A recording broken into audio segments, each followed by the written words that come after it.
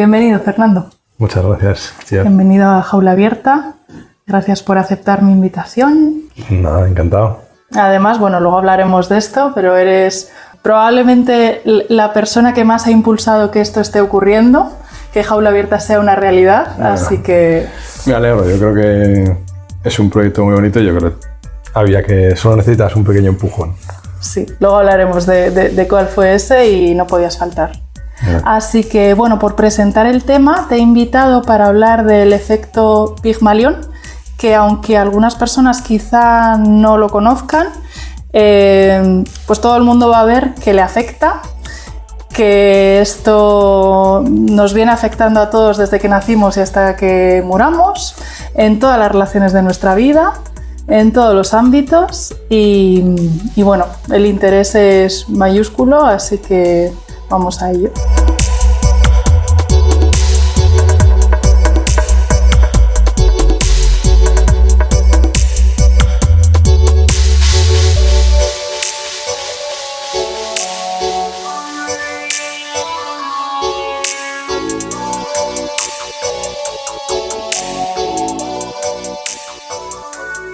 Bueno, no sé si me siento muy capacitado para hablar del tema, pero bueno. Bueno, seguro que sí. Iremos dejando que fluya. Te presento Fernando Royo, Maño, solo primero. Muy importante, sí.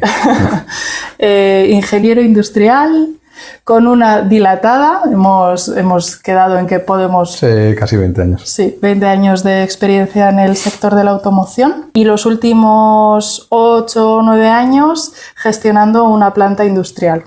Aparte de esto, padre de 2 niñas y escribes en tus ratos libres. Sí. También, yo creo que en algún momento también necesité un empujón y yo creo que también estuviste ahí. Y en los últimos años he ido escribiendo más, cogiendo la rutina y ahí sigo porque disfruto, básicamente. Disfruto mucho haciendo. Vale, y para el tema que vamos a hablar es importante que contemos de qué nos conocemos nosotros. Pues bueno, nos conocimos porque trabajamos en la misma empresa.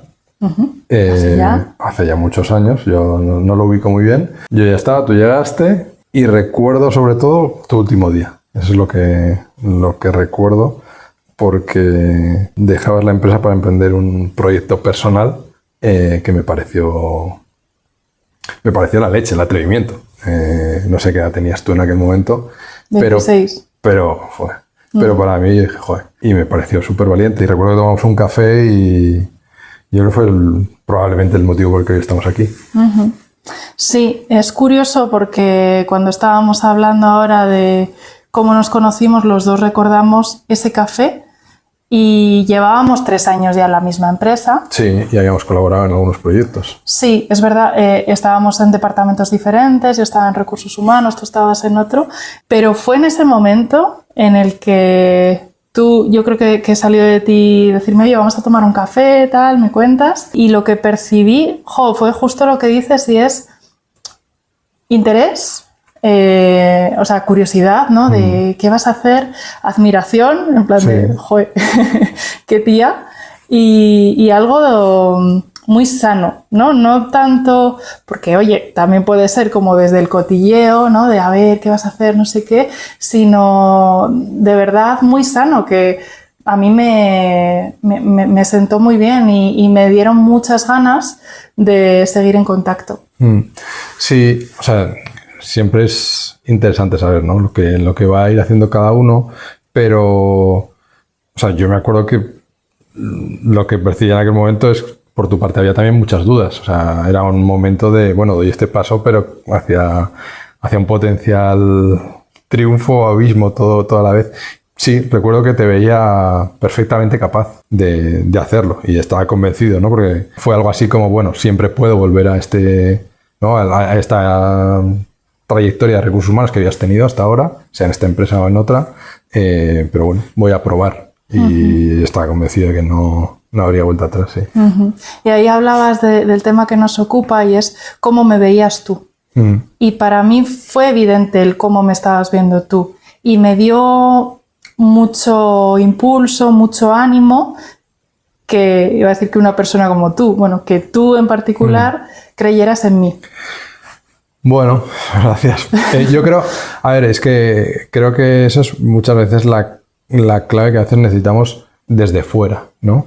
A veces estamos pensando mucho en el efecto negativo, ¿no? A día de hoy con las redes sociales, que es como cómo nos queremos proyectar y queremos ser como ¿no? La imagen que queremos dar hacia afuera.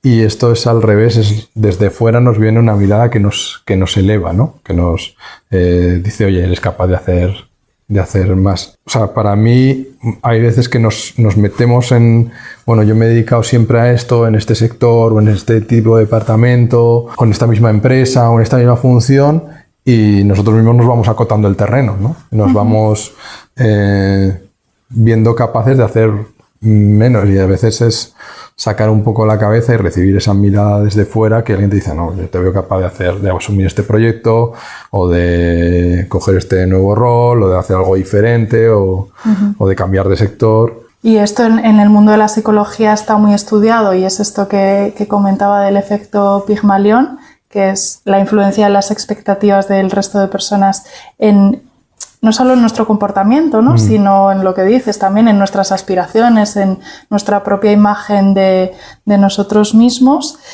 para bien y para mal. Te interrumpo unos segundos para pedirte que si te está gustando este contenido, te suscribas a mi canal, le des a la campanita para enterarte cuando publique cosas nuevas, le des a like y lo compartas con personas a las que creas que también les puede interesar.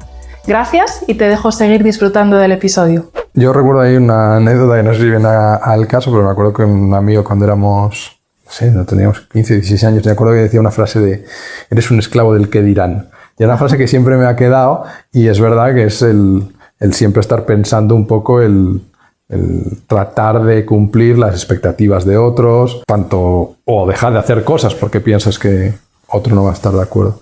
A mí me gusta más la parte positiva, ¿no? Que sea alguien que te...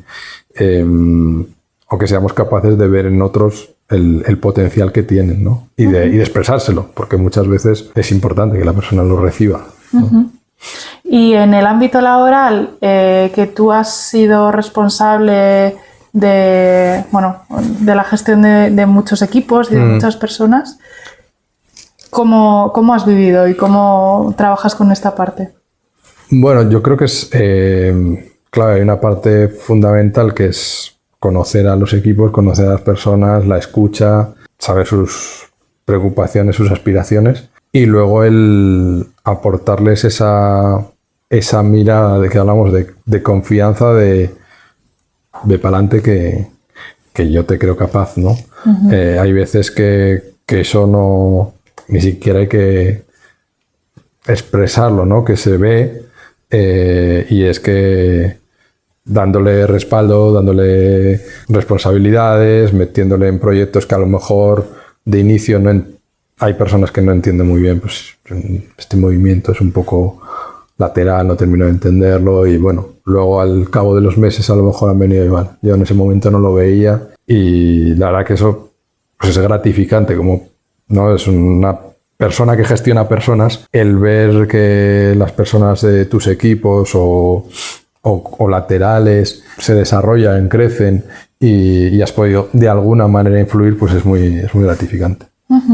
¿Qué parte de esto crees que venía ya contigo y que has adquirido? De esta mirada así más apreciativa, de elevar, de conocer.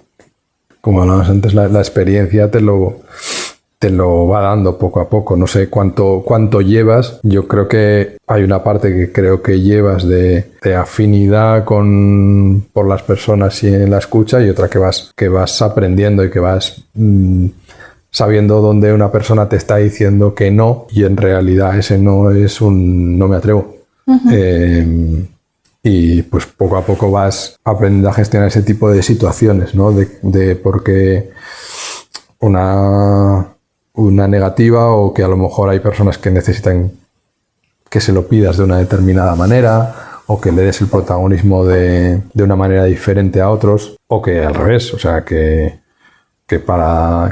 igual están buscando un desarrollo, pero no quieren que sea como un protagonismo. Entonces, bueno, la manera en que lo articulas hay que ir adaptándola. Yo creo que eso sí que te lo va dando los años de experiencia, pues porque también cometes errores, ¿no? Porque piensas que pues, todo el mundo va a querer que le des la misma importancia o que gestiones las conversaciones igual. Claro, sí, eso es interesante, ¿no? El hecho de que tú veas que puede hacerlo no significa que quiera hacerlo, luego hay que... Sí, y cómo aproximarlo. El otro día hablaba con un amigo y pues él a día de hoy no lleva equipos y me decía, claro, yo es que en mi empresa no, pues para crecer debería gestionar equipos, ¿no? Es como contribuidor individual que le llamamos, no tengo posibilidad de desarrollo. Y yo es que no sé y no quiero gestionar equipos. Y le dije, bueno, vamos a separarlo en dos. Una cosa es no sé y otra cosa es no quiero. Entonces, la parte de no sé, pues la hablamos, ¿no? Pues un amigo con el que tengo mucha relación, le dije, oye, cuando tuviste esto con tu compañero de departamento, que lo gestionaste así, que fuiste tú el que abriste la conversación, que luego le dijiste a tu jefa que estaba pasando esta situación, eso es gestionar equipos, eso es gestionar personas. En este caso lo hiciste en un horizontal, pero es lo mismo. Entonces, sabes. Entonces, yo te veo capaz y eso probablemente te puede llevar a si la otra parte de no quiero es tan así. Que ya puede ser, que también son cosas a trabajar, ¿no? Me decía, oye, yo no creo que esto me pueda afectar en el plano personal, llevarme problemas a la parte personal y no me apetece. Entonces, bueno, pues eso también se puede trabajar. Pero yo creo que a veces esa mirada, ese efecto, lo que nos ayuda es a desmontarnos ciertas afirmaciones que tenemos muy asumidas, que no son verdad, que son autolimitantes. Totalmente. Yo recuerdo la más gorda que tuve yo y una de las mejores fue una compañera que tuve en bachiller que era mayor, o sea, bastante mayor, y esta chica, Anabel, me dijo, tú eres una persona muy emocional. Y fue como, ¿qué dice? O sea, en plan de ni de coña. Claro, pasados los años, eso me abrió una puerta porque dije, ¿y sí? Y fue irme quitando la coraza y, por ejemplo, esa mirada de esta mujer fue una pista para decir, ¿qué ha visto en mí? Que yo no estoy viendo. Exacto, sí. Sí. Hay veces que eso te pone el foco a sitios donde o no has mirado o no has querido mirar. Bueno, te ayuda a ver otras posibilidades. Tú, por ejemplo, que eres ingeniero industrial, sí. ¿Ya tenías esta motivación hacia la gestión de personas, de equipos? No, bueno, a ver, yo hay una parte que sí me gustaba previa en la parte personal. O sea, yo fui scout y fui monitor de campamentos y jefe scout y toda esa parte en el ámbito social y de ese tipo de... que para mí luego en el trabajo he visto muchas analogías, ¿no? de gestión de equipos, de liderazgo, daría para un buen libro, y haciendo los símiles. Pero luego no, yo realmente cuando entré a trabajar empecé en la industria de automoción, la primera... me vi trabajando con 25 años siendo responsable de un equipo de personas que todas tenían pues en el entorno de los 50, con 20 años trabajando en la fábrica. Yo llegué ahí con mi ingeniería más que me creía muy listo y fue un bajón de una cura de humildad, pues verte ahí con gente que probablemente a lo mejor no tenía estudios, pero de las que aprendí muchísimo, que conocían su negocio, que conocían su trabajo, y esos años para mí fueron claves de aprender a tener conversaciones con todo tipo de personas, más arriba, más abajo, con más motivaciones, con menos, con más posibilidades de desarrollo. Y bueno, he ido transicionando hacia ahí.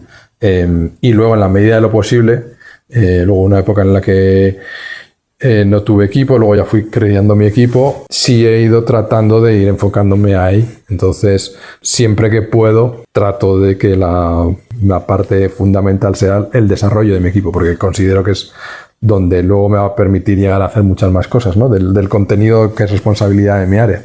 Entonces, en esta etapa como director de la fábrica, pues los hay más financieros, los hay más técnicos, los hay o más industriales, y Y desde luego yo donde me he centrado es en la construcción del equipo, en toda la parte de comunicación, y ahí es donde más disfruto. Yo creo que cada uno tenemos, o algunos, los que nos podemos permitir de alguna manera ser un poco dueños de nuestra agenda, dentro de nuestras responsabilidades, acabas tirando hacia donde te interesa más. Entonces, a mí me ha ido tirando por ahí. Esto, bueno, no es exactamente el tema del que estamos hablando, pero tiene que ver. Y yo te confieso que en mi casa, o sea, yo aprendí que los jefes eran malos. O sea, ¿no? Esa idea de jefe igual a malo, Sí. yo la tenía grabada a fuego. Fue la vida que poniéndome buenos jefes, pues ya tuve que cuestionar esta idea, ¿no? Con esto que decías también de tu amigo, de la gestión de equipos y a veces también de las creencias que tenemos sobre lo que es ser jefe, ¿no? Sí, yo creo que está muy de nuestra palabra, que eso probablemente en un momento se recuperará, ¿no? Pero creo que se está moviendo, nos estamos transicionando desde un modelo de jefe y de jerarquía hacia otro tipo, ¿no? Y se ve en las empresas y se ve en la sociedad. El otro día teníamos una conversación de estas de bar con un par de amigos y era, no, es que mi jefe hoy no estaba, teníamos que firmar una cosa muy importante y, joder, tenía que habérmelo dicho, ¿no? Entonces ahí se abre un debate sobre si el jefe tiene que informar dónde está o no, ¿no? No viene mucho a cuento, pero viene un poco al modelo en el que hemos ido y uno decía, no, el jefe nunca tiene que decir dónde está y no tiene por qué y tal. Y el otro decía, pues joder, pues yo creo que sí, porque si él lo pide hacia otros, creo que involucra y tal. Yo creo que estamos moviéndonos hacia un modelo en el que hay un liderazgo mucho más humanista, una comunicación mucho más abierta, con menos estructuras y barreras, y en algún momento recuperaremos la palabra jefe sin todo ese pozo que a día de hoy tiene. O sea que tú sí crees que es posible el humanismo en la empresa. Sí, creo, soy un convencido y además creo que estamos ganando la batalla. Yo creo que vamos hacia ahí. Yo creo que vamos hacia un modelo en el que de gestión de personas con mucho foco en la persona de manera íntegra. Creo que para saber cómo está una persona de tu equipo y, pues, como decíamos, poder impulsarla a un siguiente reto o para su día a día, pues sin tener que saber todos los detalles, tienes que saber en qué punto está vital, si está pasando, si hay un tema de salud, si hay una preocupación. Y ahí siempre es como, también por la parte del empleado, no es como yo, la parte personal y la profesional la separo. A mí me resulta muy difícil, ¿no? Eso no significa que nos vayamos a ir a tomar cañas, pero bueno, oye, si hay un tema que te preocupa porque tienes un padre enfermo, para mí es importante la manera en la que yo pueda ayudar, flexibilizar y acompañarte en ese proceso. Creo que sí, yo cada vez lo veo más y además lo veo en la práctica. No lo veo en la teoría, no lo veo exclusivamente en libros y coach, lo veo que se están dando pasos hacia ahí. Creo en ello y creo que se está avanzando. Vale, y estamos hablando del ámbito laboral, porque es ese ámbito en el que tú y yo nos conocimos, pero también somos padres, madres, y esto me lleva a pensar en todo el impacto que hemos recibido y que a su vez tenemos en todo nuestro entorno, pero especialmente en los peques, con cómo les miramos, ¿no? Y es verdad que hay veces que se pueden dar situaciones de negligencia o de malos tratos y cuestiones graves, y otras veces simplemente por quiénes somos, somos capaces de ver unas cosas y no otras. Sí. ¿No? Como que le damos más luz a algunas cualidades de esos peques en este caso y otros se quedan en sombra. Sí, ahí, yo creo que ahí sientes, ¿no?, el peso de la responsabilidad como padre, ¿no? Y luego hay cosas que ni siquiera a veces te das cuenta. Estás poniendo foco a lo mejor en cosas que tú valoras o que tú ves muy evidente en él o en ella y otras se te pasan. Yo creo que porque también lo vives como hijo, ¿no? Hay muchas cosas que has heredado, que están muy impregnadas en ti, que a veces ni siquiera eres consciente de dónde te vienen, ¿no? A través del autoconocimiento luego pues si haces una labor de introspección y también te vas cruzando con gente que te va poniendo luz en otros sitios, a veces descubres, dices, ¿esto de dónde viene, ¿no? Cosas que tienes como muy supuestamente tú en un valor, en positivo, muy integradas, pero que probablemente a lo mejor te están lastrando otras.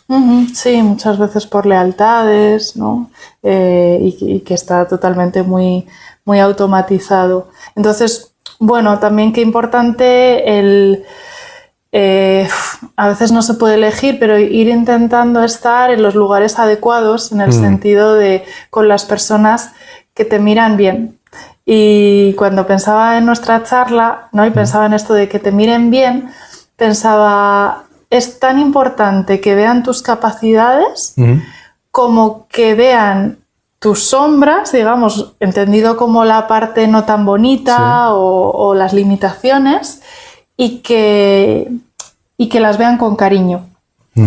Porque si no, al menos a mí me pasa que cuando noto que hay una persona que me admira mucho, pero digo, claro, tú es que solo conoces esta parte de mí, no me sirve tanto, porque es como, claro, si me conocieras de verdad, entonces quizá dirías otra cosa. Entonces es como esa mirada completa, ¿no? De una persona que te mira y te ve. Quizás son algo como de términos así muy grandes, pero sí que creo que tenemos esa percepción sutil de cuando alguien está viendo algo que es real y que es auténtico en ti. Sí, bueno, también por la manera en la que te puede ayudar, ¿no? Si solo ve esa parte buena, que está bien, ¿no? Pero puede llevarte a proponerte cosas o a que no tengan, ¿no? Que quizás no te van a ayudar. Entonces, el que te vea en toda la integridad, sabiendo, oye, pues no desde una mirada un poco idolatrada de, oh, qué bien todo lo que hace Itziar, ¿no? Oye, sí, pero yo también sé que hay otra parte que igual cuida menos o que le está frenando y porque tú vas a valorar más ese apoyo, ¿no? Vas a sentir como que es más real, que es menos de fan, digamos, ¿no? Totalmente, sí. Si no siempre está la cosa de, bueno, en cuanto falle... Claro, porque de alguna manera no te está viendo como es imposible que falle, ¿no? Itziar lo hace todo bien, ¿no? Y aún te genera, a lo mejor te puede incluso generar un miedo a la decepcionar a la otra persona todavía mayor. Claro, eso es. Sí, a mí yo tengo una anécdota así muy concreta en este tema del efecto Pigmalión y además es con una herramienta estandarizada. Habría que testarlo más veces, ¿no? Pero bueno, a mí me pasa muchísimo esto de que en función de con quién estoy, cambia bastante mi comportamiento y a veces me estoy dando cuenta de que la otra persona pues tiene un juicio negativo hacia mí o incluso me lo puedo estar inventando un poco, pero bueno, como que me da la sensación de que piensa cosas que no me gustan y me veo como confirmando, ¿no? Y yo misma así como diciendo, ¿pero qué dices? ¿Pero qué haces? Y es como algo que... Ayudándole a que se cumpla la profecía, ¿no? Absolutamente, sí. Para bien también, ¿no? O sea, como que hay algo que tiene mucho que ver con... Ahora me viene el concepto de campo, ¿no? Que no nos vamos a meter aquí porque es muy complejo, quizá en otro vídeo, pero el campo es esto que se está generando en la relación, ¿no? En función de ti, de mí, del contexto, como una energía que se crea y puede ser una energía de autodevaluación y de limitación y tal, o una energía, como decías tú, de elevar, de creatividad. Y animo a la gente que lo esté viendo que piense esto, ¿no?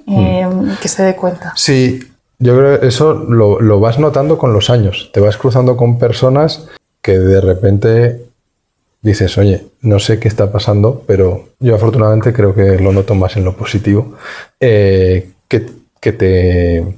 Que dices, oye, estamos compartiendo mucho más, me está ayudando a sacar cosas mejores de mí, ¿no? Y lo ves que también es recíproco. Entonces, cuando hablabas antes de rodearte de gente, creo que es así. Es importante saber identificarlas y nutrirlo, porque a veces, bueno, pues el día a día nuestras, pero si sabes que eso te va a dar, ¿no? Es un florecimiento, digamos, de las personas, sí. Totalmente.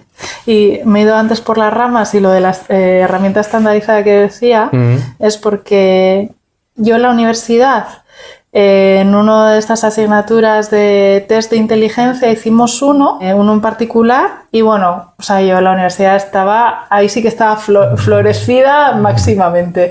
Bueno, me fue muy bien este test. Lo repetí años más tarde en un contexto muy diferente, que estaba intentando trabajar con unos chicos, me estaba forzando. Bueno, pues cuando me fui de la empresa, sí. en realidad en ese...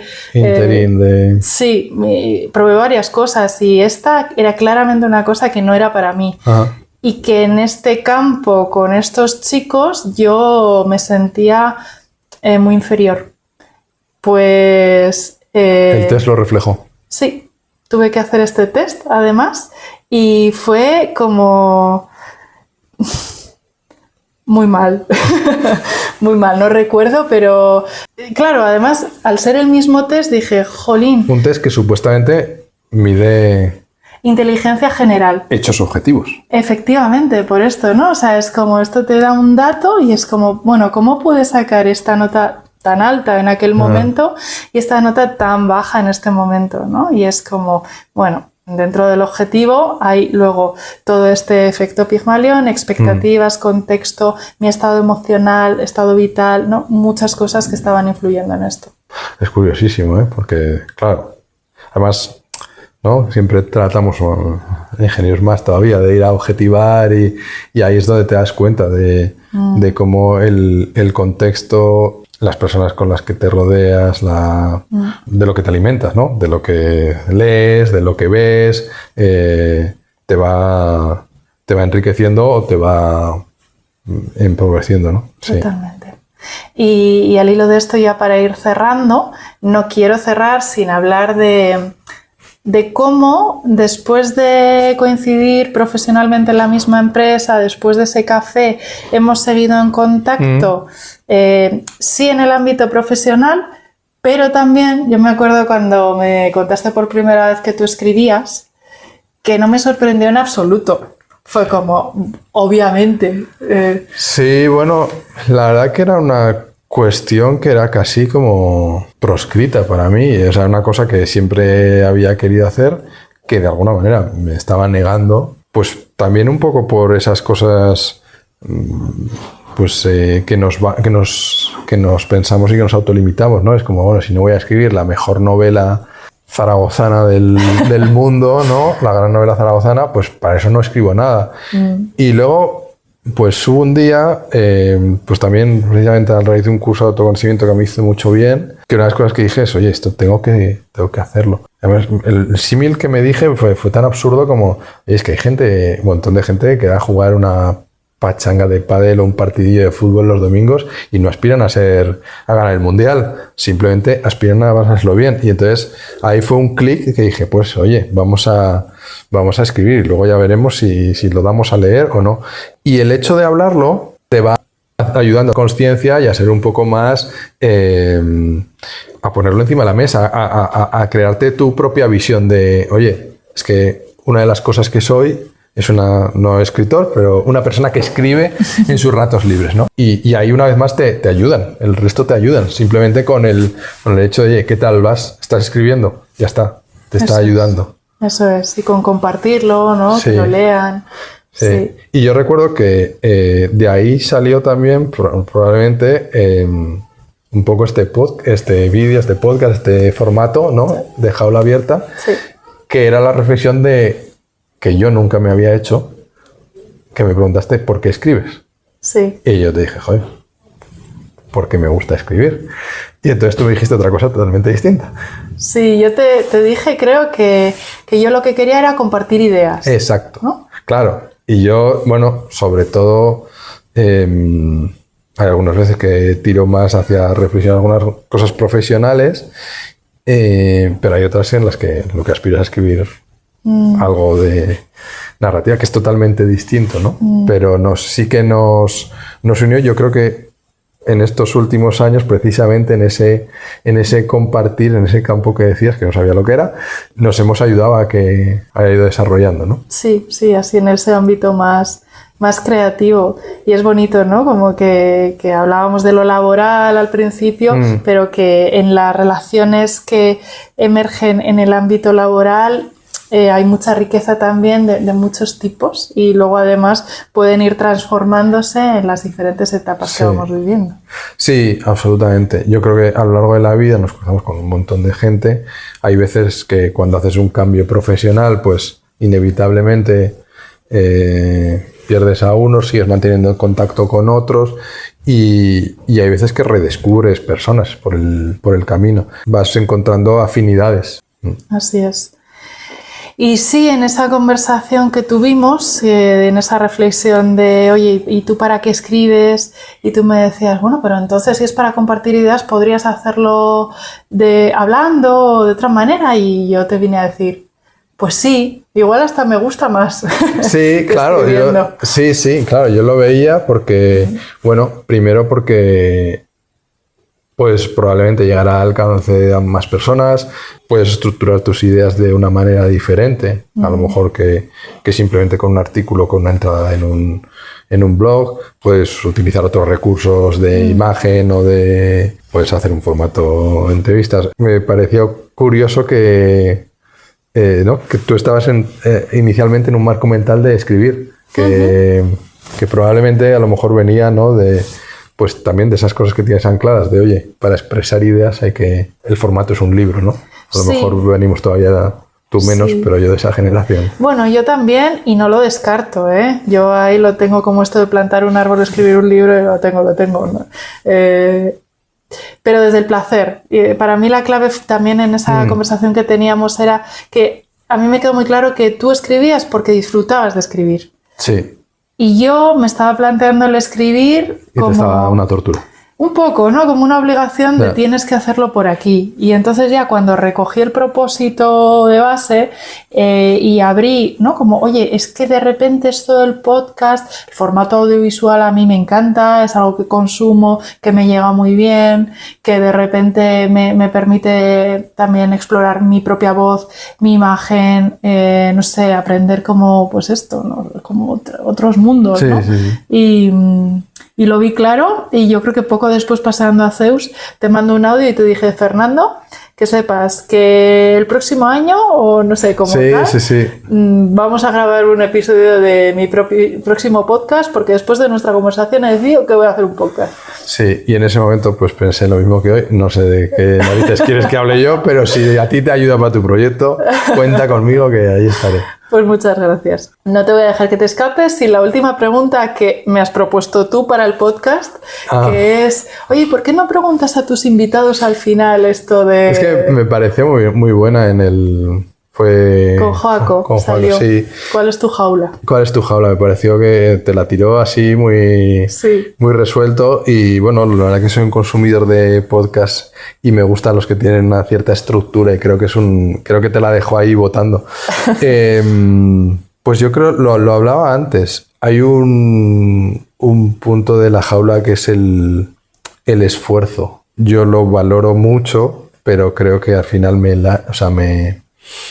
lastra. Creo que es como que mido mucho lo que pueda hacer yo u otras personas en función a eso, y creo que me pierdo muchas cosas desde un punto de vista muy, muy rígido del esfuerzo, del deber, ¿no? Estar siempre en el deber y en la expectativa, que es precisamente lo que hablábamos antes de las miradas o las creencias de que otros piensan de ti. Creo que hay mucho. Creo que bueno, creo que estoy ahí. Bueno. Tú probablemente podrás decirme fuera de cámara porque me conoces bien y seguro que hay muchas jaulas. Bueno, pero... No, lo que te iba a decir es que bueno, si te sirve de algo, pues estamos juntos en la jaula. Bueno. Con ciertos matices, ¿no? Pero entiendo muy bien lo que dices. Y es todo un camino, el aprender a hacer las cosas no siempre desde el esfuerzo, ¿no? Que, oye... Sí, hablo del esfuerzo también, pero sobre todo el deber y un poco también de encontrar tu de encontrar tu formato, ¿no? Un poco de lo que vamos a hablar del podcast. Oye, pues en la gestión de los equipos, cada uno tiene que encontrar su estilo, su manera de comunicar. Y yo muchas veces me he negado oye, no voy a hacerlo así porque hay que hacerlo así. Oye, atrévete, haz cosas diferentes. Sí. Sí. Y que fácil no es peor, ¿no? Exacto. Entonces fácil es bien. Bueno, muchas gracias, Fernando. Gracias, Itziar.